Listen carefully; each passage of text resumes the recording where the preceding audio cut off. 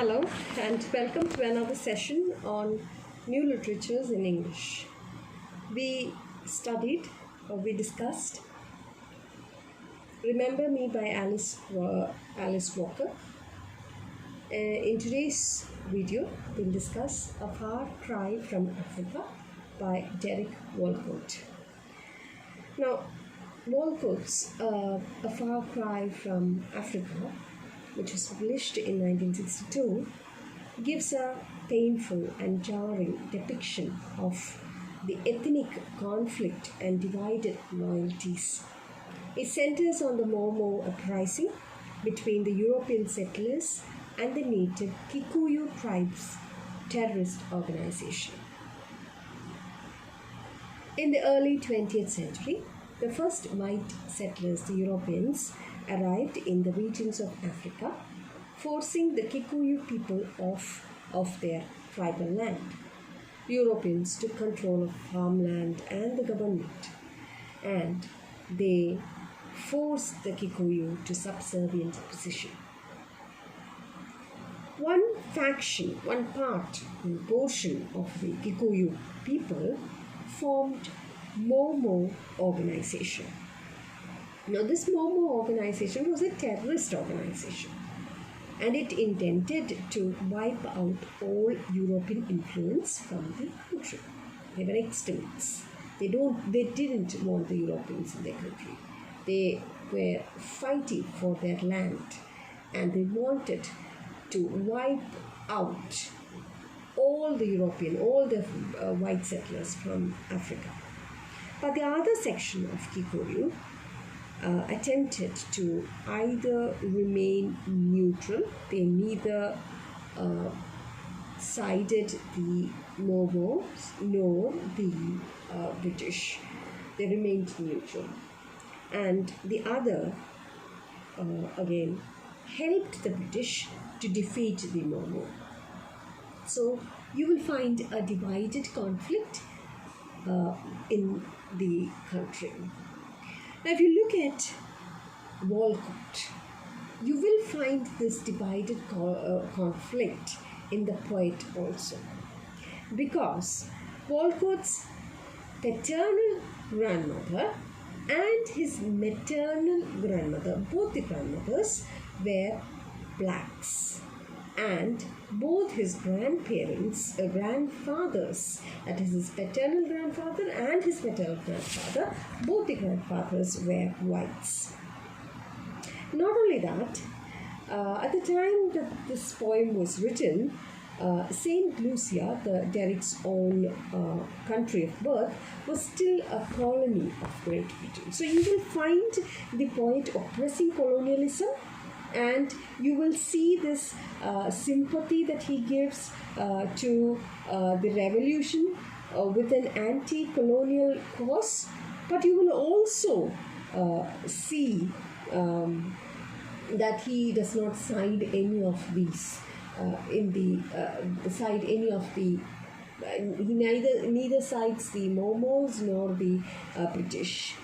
He shows sympathy and passion for the Momo, even though they are reported to be extremely violent. You will find sympathy and passion, even though they are compared to animals by the British.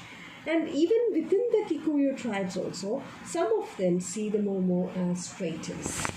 So even then you will find the poet sympathizing with them, but he does not he does not justify their action.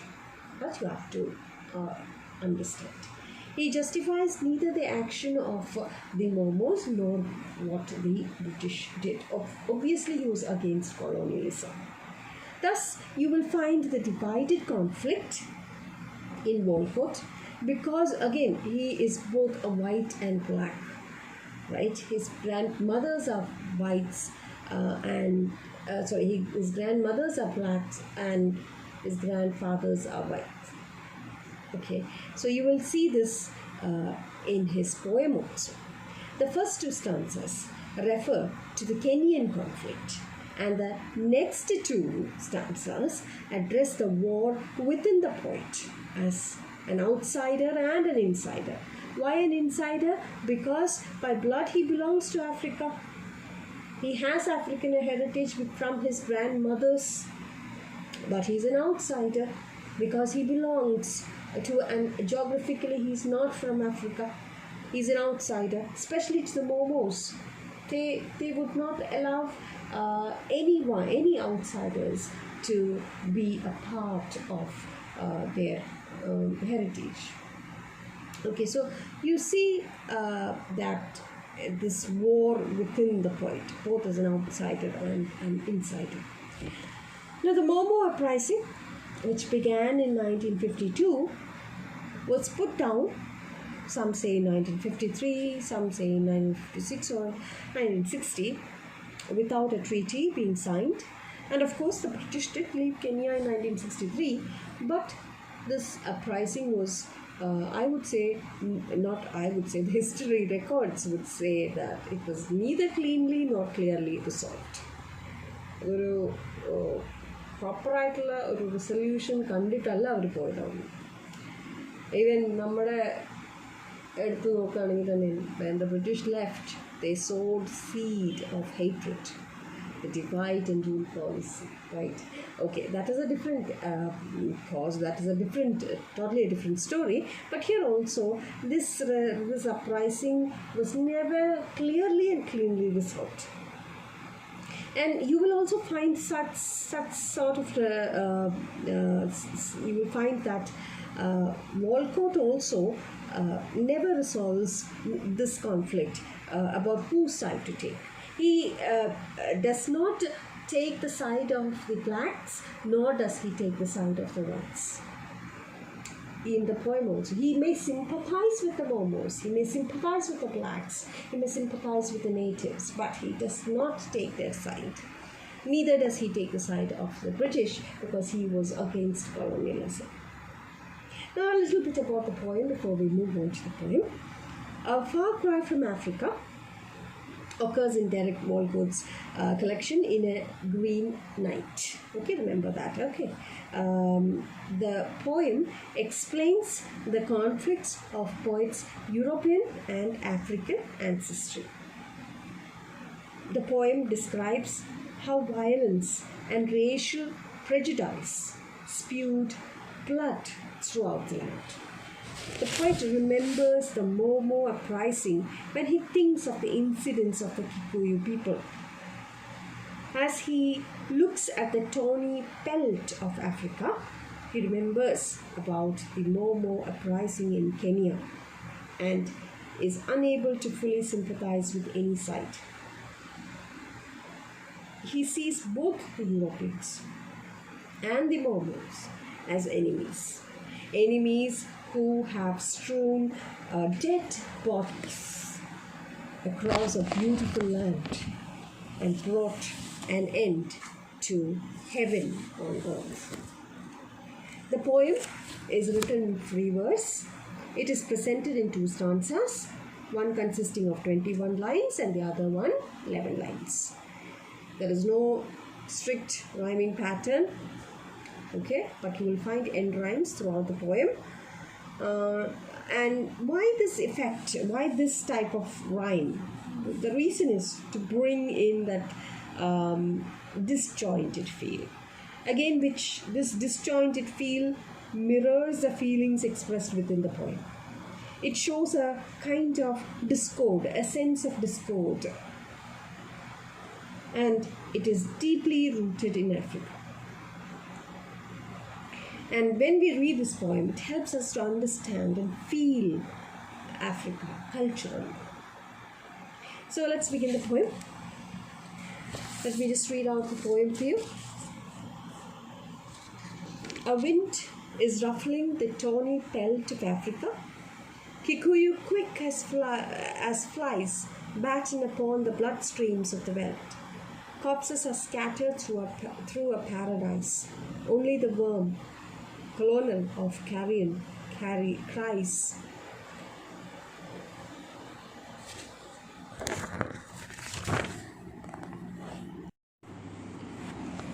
A wind is ruffling, a far cry from Africa by Derek Walcott. A wind is ruffling the tawny pelt of Africa. Kikuyu, quick as flies, batten upon the bloodstreams of the veldt. Corpses are scattered through a paradise. Only the worm, kernel of carrion, cries, waste no compassion on these separate dead.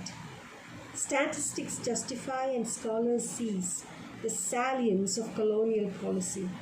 What is that to the white child, hacked in bed, to savages expendable as Jews? Thrashed out by beaters, the long rushes break. In a white dust of ibises, whose cries have wheeled since civilization's dawn. From the parched river or beast-teeming plain, the violence of beast on beast is read, as natural law but upright man seeks his divinity by inflicting pain. Delirious as these buried beasts his wars, dance to the tightened carcass of a drum, while he calls courage still that native dread of the white beast contracted by the dead. Again brutish necessity wipes its hands upon the napkins of a dirty course. Again, a waste of our compassion as with Spain, the gorilla whistles with the Superman. I who am poisoned with the blood of both, where shall I turn divided to the vein? I who have cursed the drunken officer of British rule, how choose between this Africa and the English tongue I love? Betray them both or give back what they give. How can I face such slaughter and be cool? How can I turn from Africa and live? So let's take the first few lines. Let's take the first 3 lines to be precise.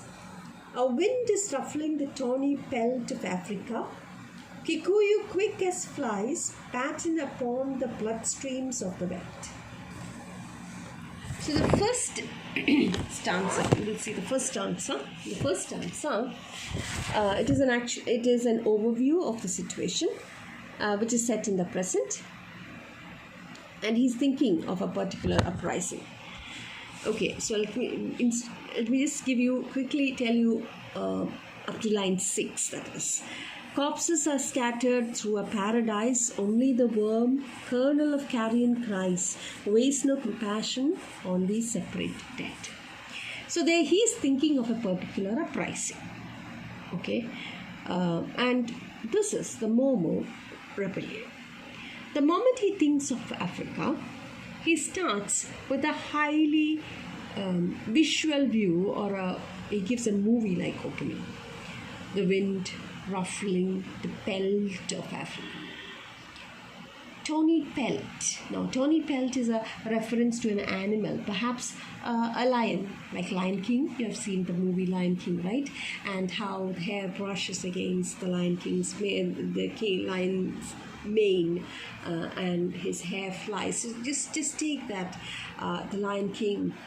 Just remember that he would be standing on top of a mountain, a big rock, with the sun setting and the landscapes of Africa. Just bear that in mind. So tawny pelt is a reference to an animal, perhaps a lion. Tawny is a color described as light brown to brownish orange, which is a common color in African landscape. Now, ruffling of the wind. A wind is ruffling the tawny pelt, it seems. So, ruffling of the wind. What does ruffling of the wind mean? Endani ruffling of the wind? Ruffling of the wind means to disorder or rearrange. As of hair. നമ്മുടെ മുടി, അതായത് കാറ്റ് വീശുമ്പോൾ അല്ലെങ്കിൽ കാറ്റ് നമ്മുടെ മുടി ആകെ അലങ്കോലമായിട്ടിരിക്കുന്ന ആ ഒരു സംഭവമാണ്. That is what you have to picturize. Your hair is all messy. Okay, and if you look at the beginning of the poem, a wind is ruffling the tawny pelt of Africa. So wind is brushing against the tawny pelt of Africa. So the Lion King, Lion King in the mane, the hair on his face, it's ruffled and it looks messy. Okay, have that in your mind. And it looks very romantic, right? The beginning looks very romantic. But soon, the readers are filled with horror at the view they're about to see in the next few lines.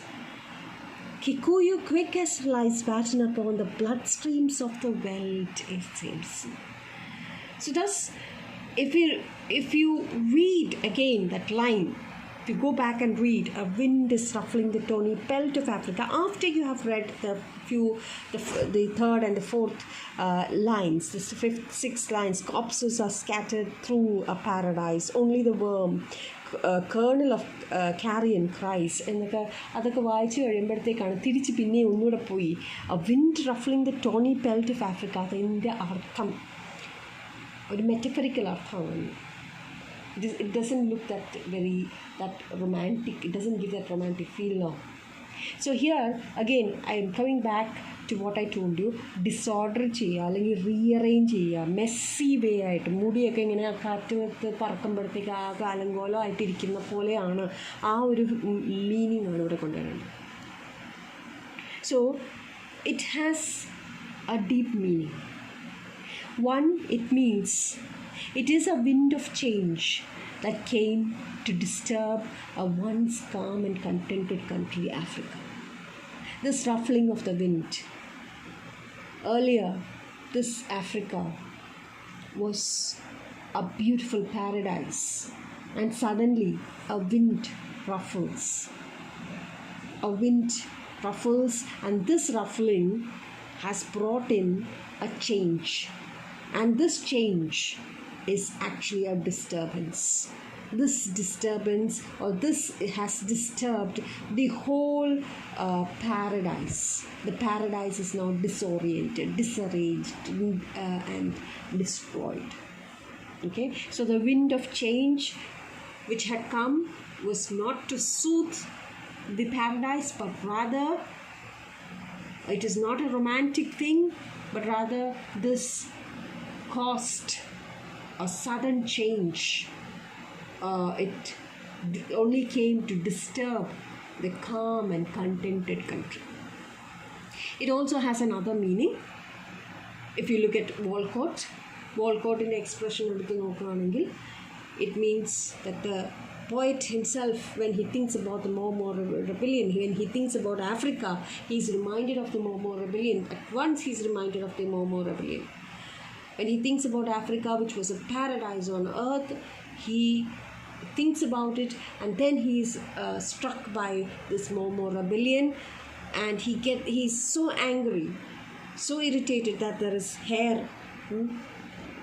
The hair in his body rises up because of his anger, because of his indignation at the atrocities perpetuated by both the whites and the blacks in Kenya. The രണ്ട് ആൾക്കാരും വൈറ്റ്സും ബ്ലാക്സും കൂടി ചേർത്ത് അവർ ചെയ്തിട്ടുള്ള atrocities. When he thinks about it, he is angered.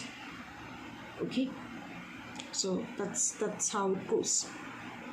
Now, what is this Kikuyu? Kikuyu is a native tribe in Kenya. As I told you, this romantic picture, this idyllic portrayal of African Welt, a Welt is plains of Africa, quickly shifts. And the Kikuyus are compared to flies. ഈച്ചകളെ പോലെയാണ് compare ചെയ്തത്.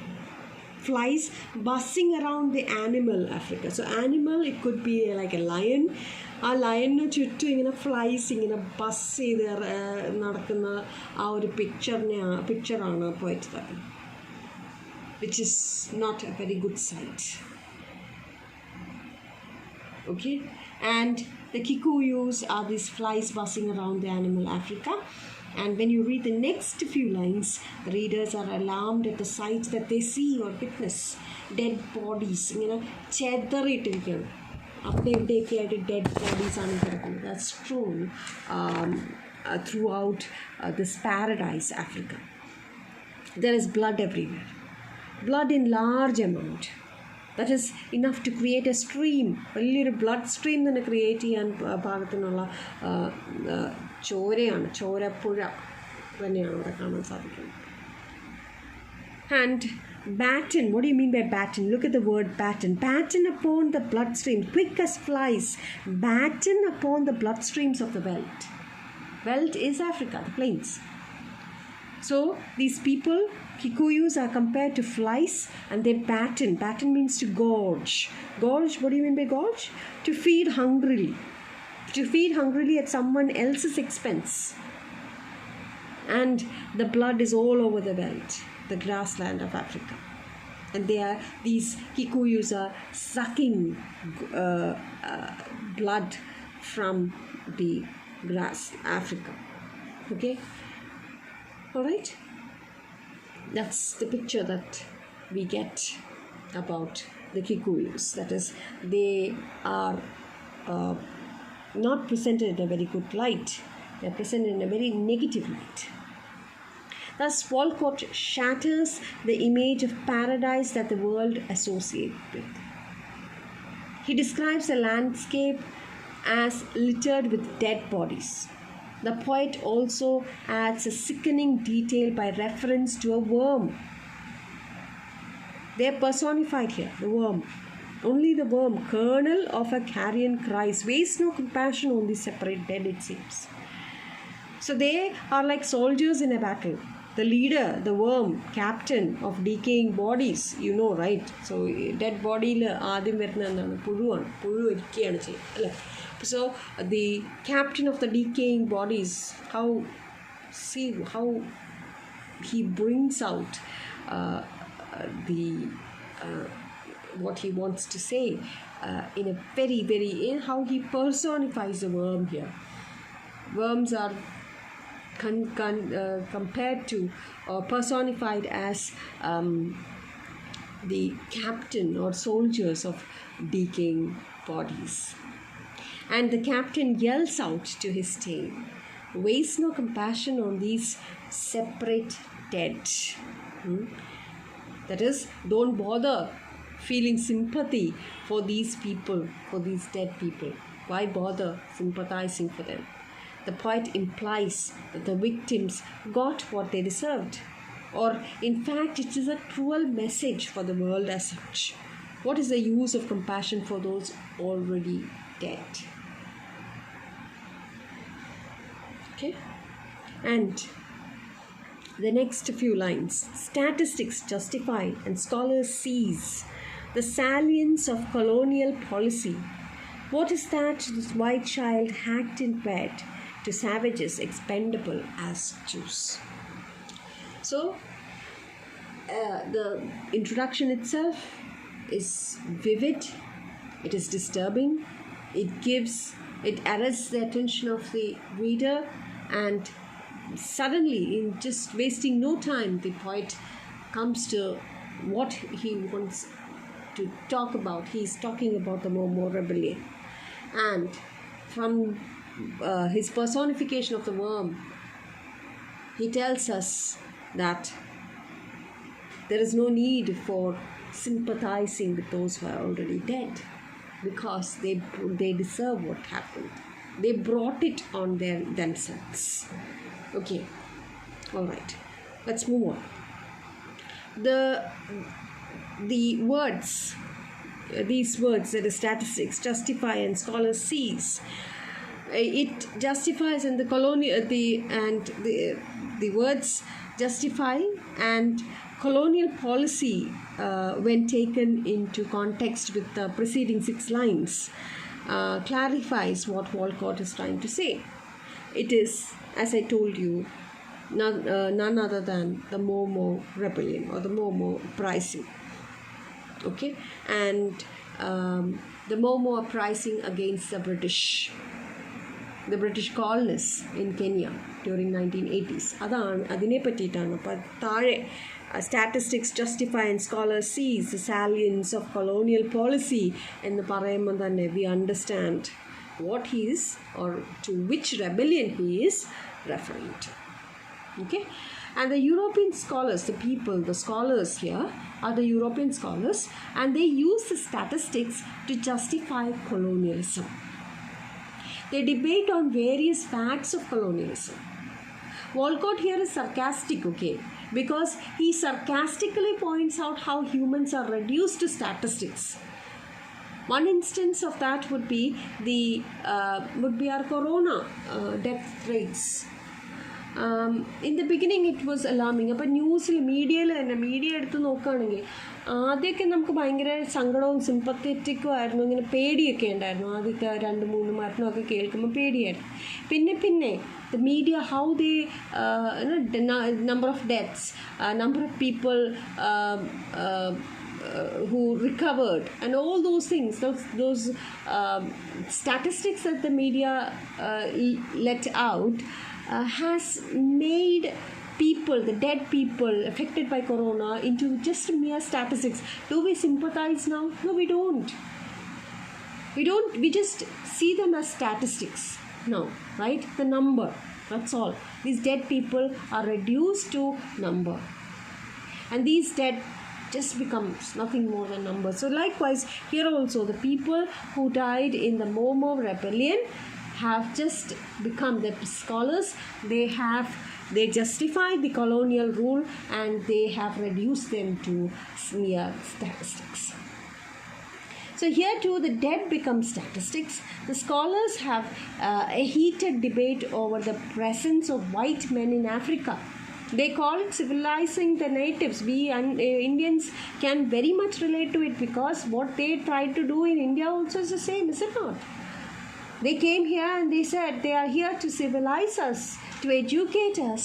They consider the Indians, the Asians to be precise, the Middle East and the Asians, as wild, savage people, and they considered it their duty, God-given duty, to civilize the rest of the world. So they came here, they are justifying colonialism, they call it civilizing the natives.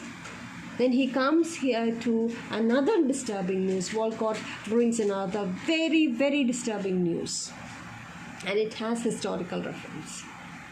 What do these abstract discussion matter to an innocent white child chopped to death in bed? Did you see that line? What is it that the white child hacked in bed to savages expendable as Jews? That is a very disturbing and very important line too. So what does it matter to a child, white child, chopped to death, hacked to death in bed, and what do they matter to the native Africans, who are considered as wild, savage beasts and are seen as worthless Jews by the Nazi concentration camps? So these people, these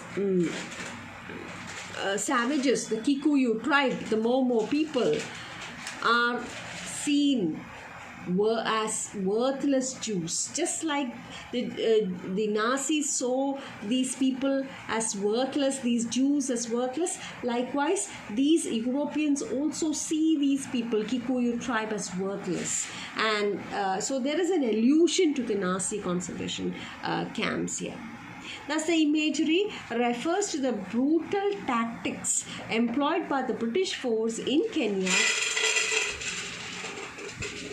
as well as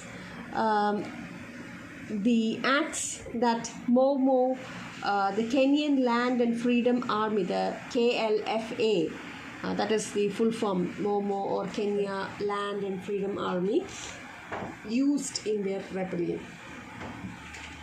Both, that is the British as well as these Momo, they both are no less the same when it comes to violence. Random kanaka.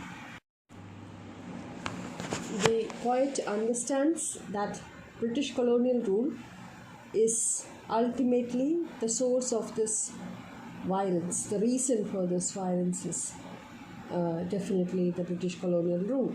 And the poem also laments the bloodiness of human affairs in a more general sense. To the speaker, the violence of Momo also seems reprehensible. Violence begets violence, leaving the poet very pessimistic about ever achieving humanity's higher ideals like peace, prosperity, happiness. The poet depicts both the Momo and the British colonial regime as equally violent. To understand it, we must again go back to history. The events in this poem alludes to, for instance, as mentioned in these lines, what is it to that white child hacked in bed is actually a reference to one of the most notorious acts of uprising when a European family, including a 6-year-old boy, were hacked to death on their farm by the Momo people, by the Momo organization. These Momo often use tactics like this, targeting both the white settlers and also the loyalist Kenyans, the ones who supported the British rule. In response, the British also killed vastly more people and employed brutally oppressive tactics such as resettlement of the natives and forced labor camps.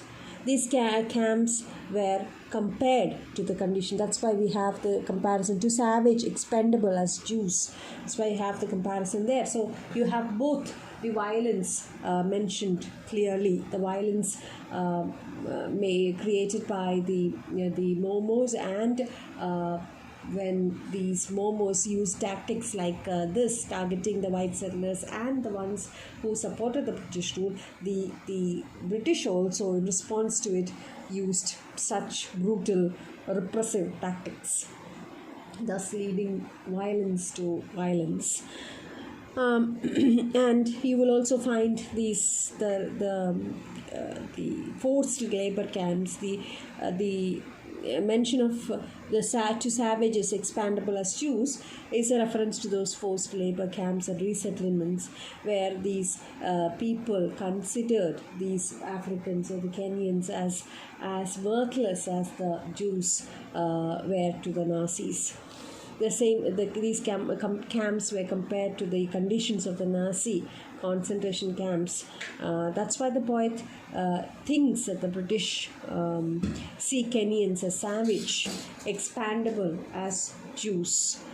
In this brutal condition, the British colonists, who call themselves civilized, are no better than the Nazis. What difference is it? They are similar to the Nazis, right?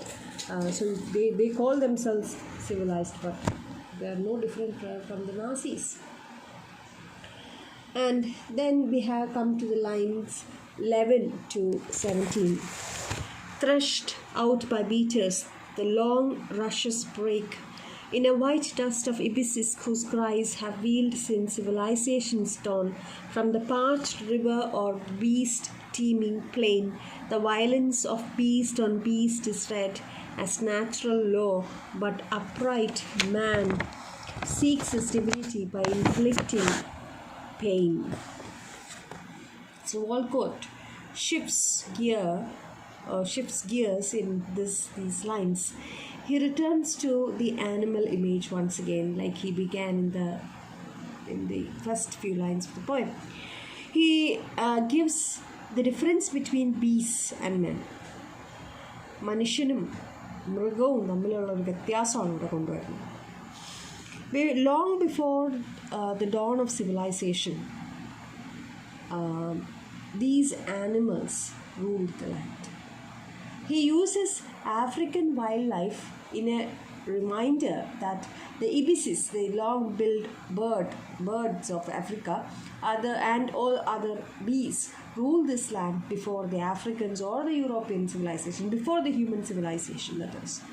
Ever since civilization dawned, man has been trying to exercise power over others. He conquers what belongs to everyone, to the animals, to them, he wants to conquer everything.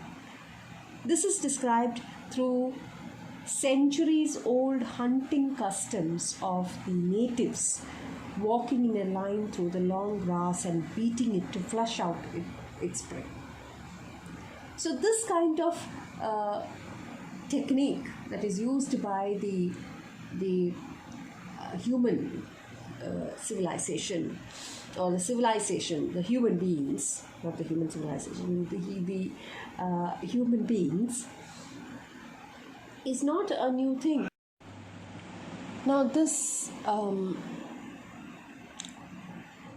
attitude of man, of exercising power over others, is what is described here. Man considers himself to be godlike, but he does not see the divine qualities of God. He sees only the omnipotent power, or the omnipotent God, or he only sees the power of God, the supreme most power. And he takes this power, he being godlike, or he feeling that he is godlike, takes only that power into consideration. He uses this power not to help others or not for other divine ideals, rather he uses this for inflicting pain and suffering over others. So this line, threshed out by beaters, the long rushes break in a white dust of abysses whose cries have wheeled since civilization's dawn.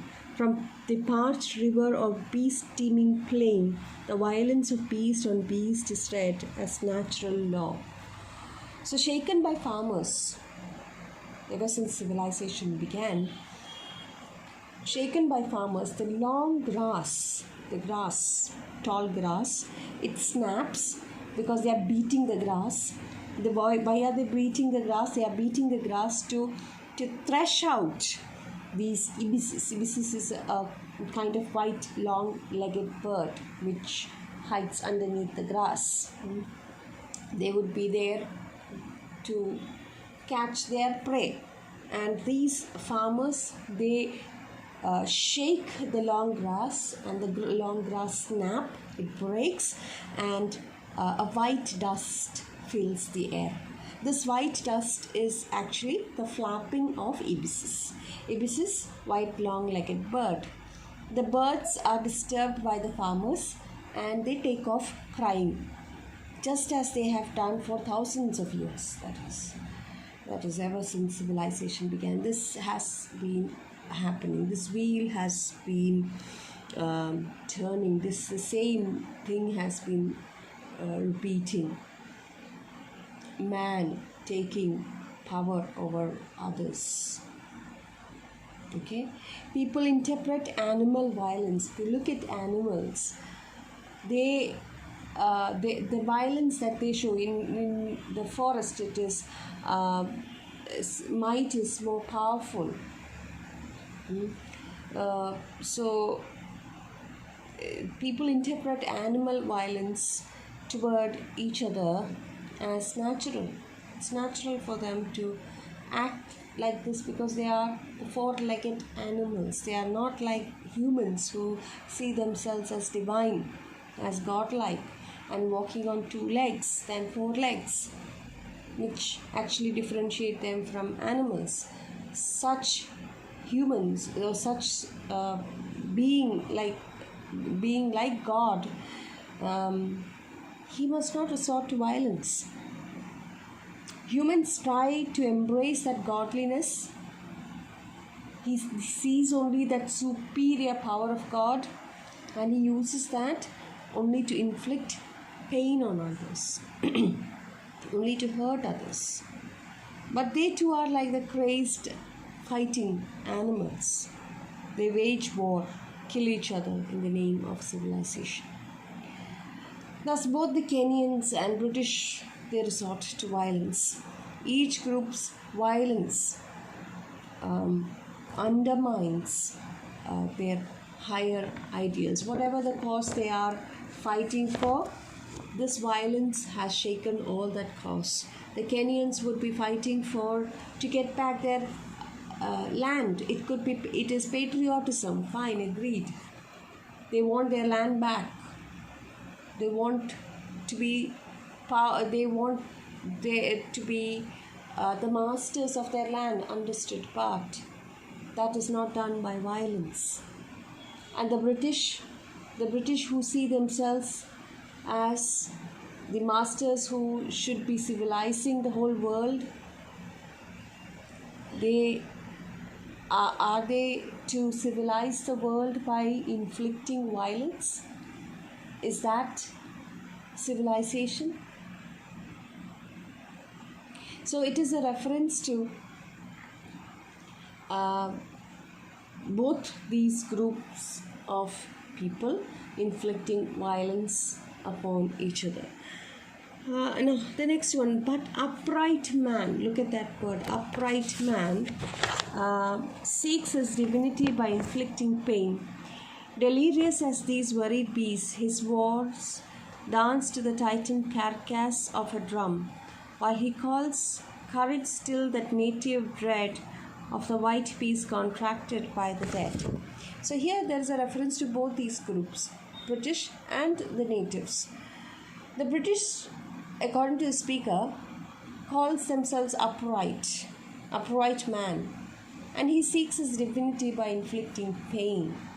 This reference is to the traditional ideology of the European colonists who regard themselves as virtuous Christians, bringing savages closer to God.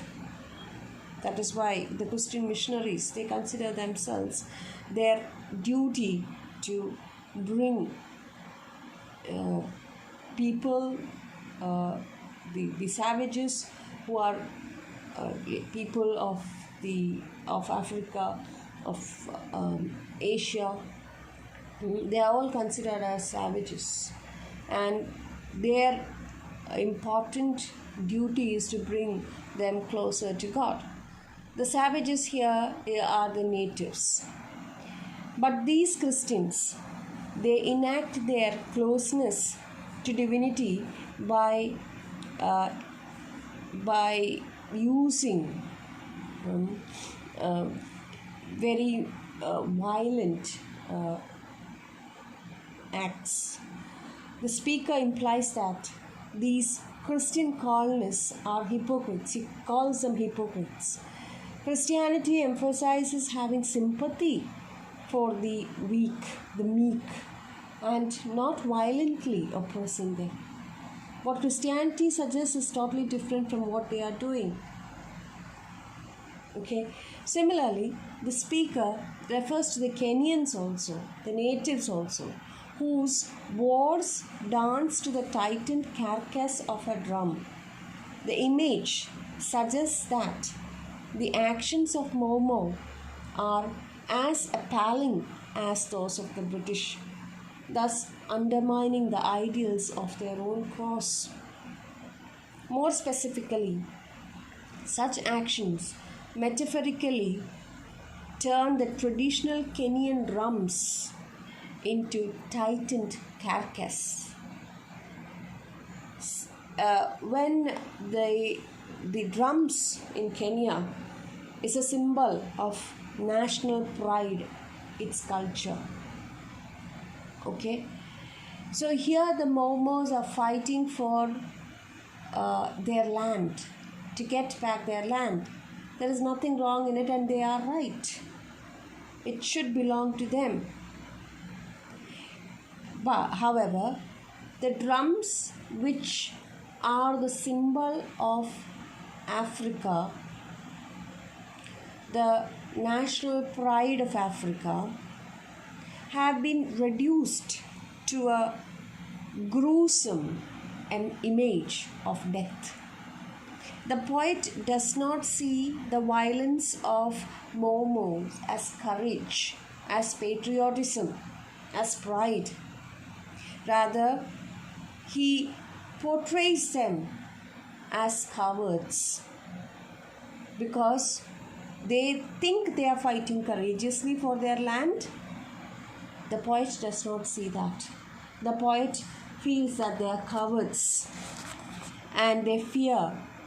It is their fear of oppression by the whites, what they would do to them. That is the cause for all these violence. It's not actually pride. It's not for the patriotic feeling that they have towards their country, to get back their culture, to get back their land. It's not for that.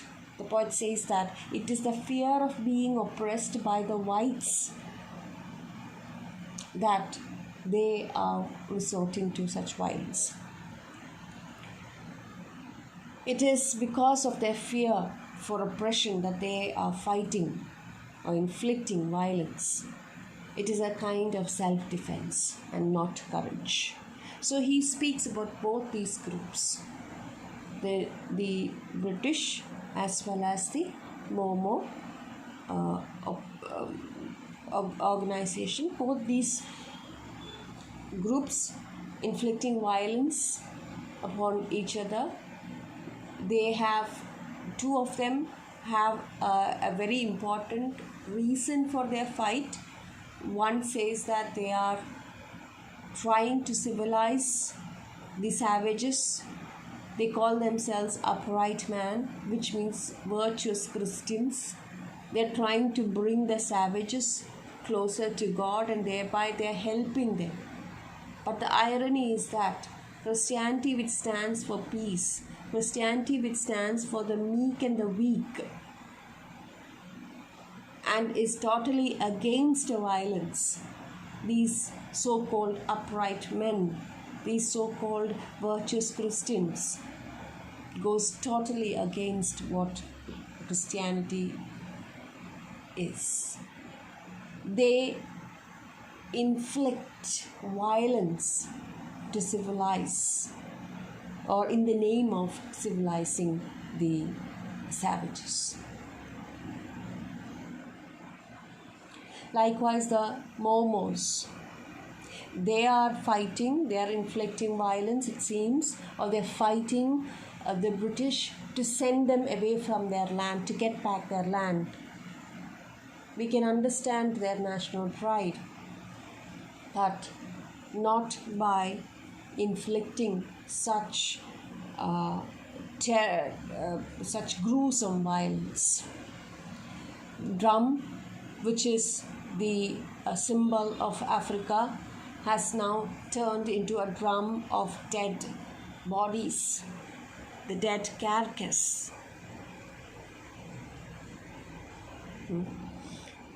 And therefore, and the poet feels that this fighting itself is not out of their courage, it's not out of their pride, but rather it is their fear of being oppressed by the whites that they are resorting to such violence. It's a kind of self-defense and not courage. Thus the speaker, the poet, sees violence on both sides. Both the English and the Momo at the same time, both the English and the Momo, and both at the same time upholds their so-called violence. One to civilize the world, the other that is to bring a savage close to God, and the other to fight for the pride of the country and the tribe. Their use of violence, however, reduces this ideals, this divine cause. It undermines this divine cause. Violence continually produces more violence, and it gives nothing, or it is advancing neither the cause of human divinity nor Africa's freedom. Now the last few lines. Again, brutish necessity wipes its hands upon the napkins of a dirty course. Again, a waste of our compassion as with Spain, the gorilla wrestles with the Superman. I, who am poisoned with blood of both, where shall I turn, divided to the vein? I, who have cursed the drunken officer of British rule, How choose between this Africa and the English tongue I love? Betray them both or give back what they give? How can I face such slaughter and be cool? How can I turn from Africa and live? Once more, the brutal idea is used to justify violence. And this again is for a movement which itself is for a divine cause, that is African freedom. He's coming to the Momos. He's speaking about the Momos, and he is not taking their side. He does not justify their actions. He says that whatever they are fighting for, the divine cause, that is African freedom, they are using it for a dirty cause. The cause for oppression and violence, and nothing to do with good for humanity. Thus, they are both fighting, that is both the English and the Momos, they are fighting for a dirty cause. One to oppress the other, and the other to resist the oppression, both which ends in violence. And it has nothing to do with divinity at all. Okay? So it is the work, it is a waste of everyone's sympathy. And this is similar to our attitude with the Spain, that is the Spanish Civil War. He's speaking, has an allusion to the Spanish Civil War. I would like you to Google and search about it, and your assignment is on how Spanish Civil War is or has how the poet alludes to the Spanish Civil War, how the Momo uprising is similar to the Spanish Civil War. So assignment has to be written and has to be given to me when you come on or when you come to college. So the poet emphasizes the fact that the natives, even though they justify their task, mentioning it as brutish necessity, because they think that they say that they are fighting a national cause, they are fighting for the African freedom. What they do is they just clean their hands with a napkin of dirty cause. So what the poet suggests is that the cause for which the natives are fighting is dirty and ugly, though they consider it as a right, nationwide. Though they say that they are fighting for African freedom, the poet feels that they are fighting a dirty and ugly cause. They are fighting for a dirty and ugly cause. It is resorting to such kind of violence. He compares them with the experiences with Spain. The fight is just as a gorilla would wrestle with Superman. Now here again there is an allusion. Superman is an allusion to the white men. The gorilla is compared to the natives, and the Superman is the white men. Again, you have to do another assignment on this white man. How or why does the poet mention white men, or why does the poet compare white men to Superman? Okay, he is using it sarcastically. Okay, and the natives are compared to gorillas. Why? The last few lines of the poem. In this stanza, there's a sudden shift from Africa to that of the poet. Walcott, being a part of both African and English heritage, is torn between the two, and he does not know how to feel about the Momo struggle. He certainly is not satisfied with the stock response of those from the outside. The mixed heritage makes him unable to decide to which side he should support. The title itself indicates this dilemma: a cry from great distance away, a far cry from Africa. So, a cry from a great distance away shows the alienation as well as the inferiority of the poet. Walcott is sickened by the behavior of Momo just as he has been disgusted by the British.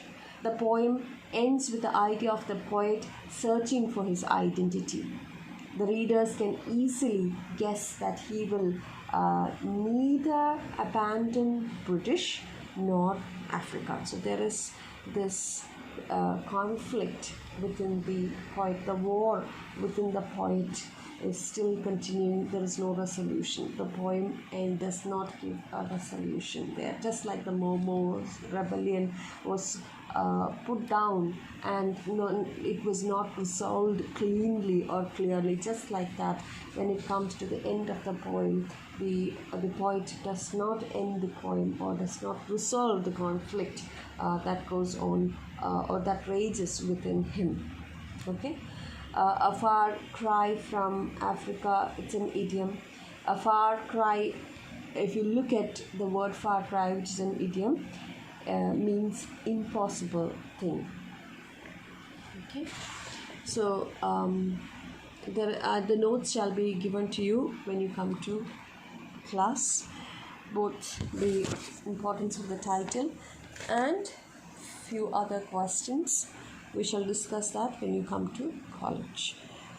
So thank you for listening, and I'll see you in the next video.